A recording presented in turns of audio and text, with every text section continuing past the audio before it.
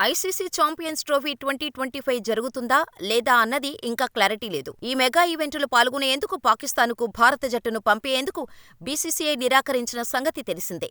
భారత ప్రభుత్వం నుంచి అనుమతి లభించకపోవడంతో బీసీసీఐ ఈ నిర్ణయం తీసుకుంది. ఈ మెగా టోర్నీ హైబ్రిడ్ మోడల్ నిర్వహించాలని భారత క్రికెట్ బోర్డు డిమాండ్ చేస్తోంది.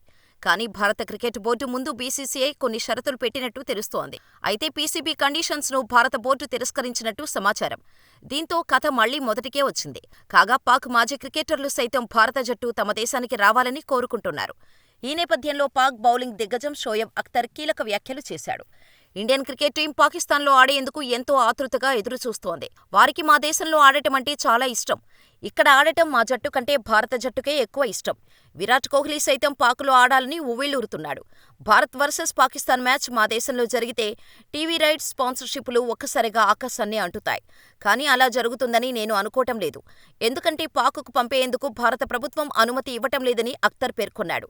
కాగా కోహ్లీ ఇప్పటివరకు భారత సీనియర్ జట్టు తరపున ఒక్కసారి కూడా పాక్ గడ్డపై ఆడలేదు. గతంలో భారత అండర్-19 జట్టు తరపున మాత్రం పాక్లో కోహ్లీ ఆడాడు.